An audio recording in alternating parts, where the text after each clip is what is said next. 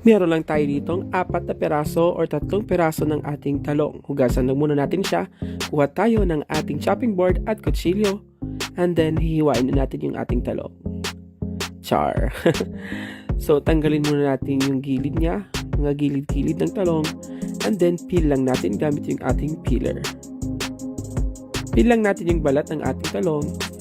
Kasi medyo hindi magiging crispy pag hindi natin yan tinanggal.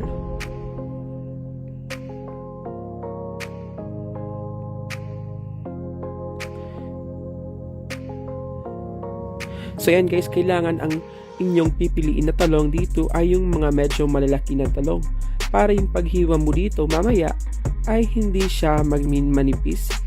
Kailangan maging mataba yung ating talong. So tulad dito guys, hiwain lang natin siya sa gitna. And then hiwain lang natin siya again sa gitna. And then hiwain lang natin siya sa gilid dito hanggang makakuha tayo ng parang maninipis na hiwa. So ang tawag sa ating recipe ngayon ay octopus fried talong. Diba gusto niyo yun guys? Kailangan lang natin ma-achieve dito ay yung parang walis walis tambo. Tulad yan guys. So repeat the process lang. So 3 talong ang ating nagawa dito kasi yung isang talong natin ay may uod. Siguraduhin lang natin na malinis yung ating talong at walang uod dito. Ayan guys, nakadepende sa iyo kung gaano kalaking hiwa or gaano kaninipis ang iyong gusto. Pagkatapos ay meron lang tayo ditong malamig na tubig and then ibabad lang natin yung ating talong para hindi ito mangitim at para din maging crispy yung ating talong. So after 10 minutes guys, ay isiseason lang natin yung ating talong ng ating salt and pepper. So kulang tayo ng ating pinggan. And then ilagay na natin yung ating 3 peraso ng ating talong.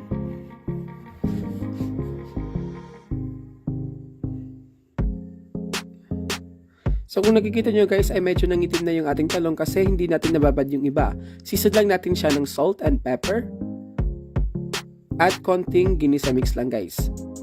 Kasi hindi tayo dito maglalagay ng iba pa nating condiments. Hindi tayo dito maglalagay ng sibuyas at bawang. Sa Magic Sarap or sa ginisa mix kasi nandun na lahat ng ating mga ingredients. Pero naglagay pa rin tayo ng paminta at asin.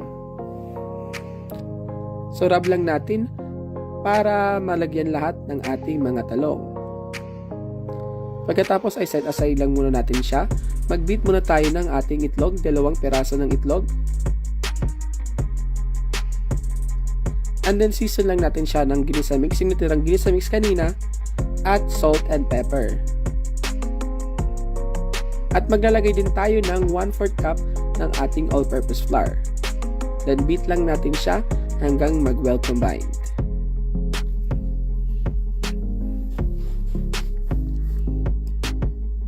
Pagkatapos ay magdalagdag tayo ng sugar para mabalance lang yung asin or yung asim at tamis.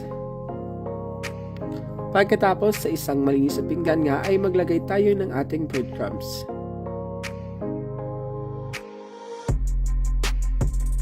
At pagkatapos ay ilagay na natin yung ating octopus na talong dun sa ating itlog or dun sa ating butter. At then siguraduhin lang natin na malagyan lahat yung ating itlog, yung ating talong. Pagkatapos ay ibuhos na natin o ibudbud natin dun sa ating breadcrumbs.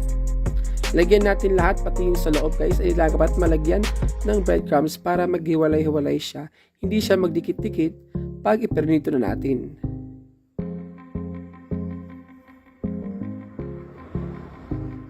Pagkatapos, set aside lang muna natin siya. Mas maganda kung ilagay muna natin sa ating cooler, sa ating chiller o sa ating freezer.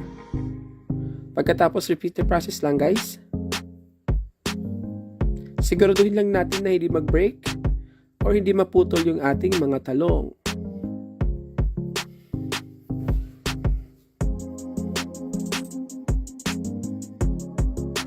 Ayan guys, sabi ko kanina, mas maganda kung ma-chill muna natin siya para maging crispy at manuot talaga yung lasa or yung ating nilagay na breadcrumbs at yung ating nilagay na butter. So para sa ating complete list of ingredients, ay nandun sa hulihan ng ating video or nandun sa ating description box. So pag nalagyan na lahat, set aside lang muna natin ito or ilagay sa ating chiller, and then magpapainit na tayo ng ating kawali. So sa isang pan nga ay maglalagay tayo ng oil, painitin muna natin siya, and then maglagay lang tayo ng oil. Mas maganda guys kung naka-deep fry ito, pero dahil wala tayong budget okay lang yan. Pagkatapos ay check lang natin kung medyo okay na yung ating oil gamit yung ating wooden spoon. Kung magbabubbles na yan, okay na yan. Pagkatapos iprito na natin yung ating octopus talong. Pag-iwalay-hiwalay lang natin siya guys para mag-expand siya at hindi siya magdikit-dikit. Ang ating ginamit dito na apoy guys ay low to medium lang para hindi agad ito masunog. So lutuin lang natin ito ng 2 to 3 minutes hanggang maging crispy at maging golden brown na yung ating talong. Pagkatapos ay flip lang natin ito. Kung makikita nyo guys, sobrang crispy na. Flip lang natin and then lutuin na lang natin ng another 1 minute na lang guys. Hanggang sa maging crispy lang siya.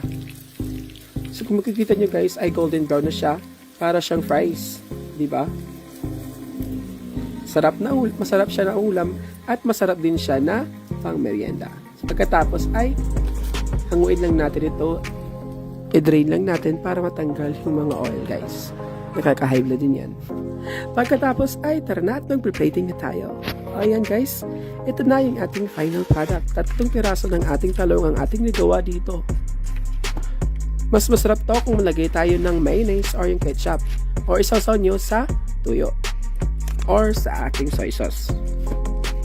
Ayan guys, maraming salamat sa panonood. Para sa ating complete list of ingredients ay nandun sa ating description box sa baba nakalagay.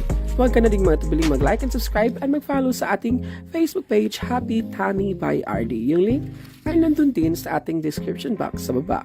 Thank you for watching. Stay safe. God bless and see you again on our next upload. God bless.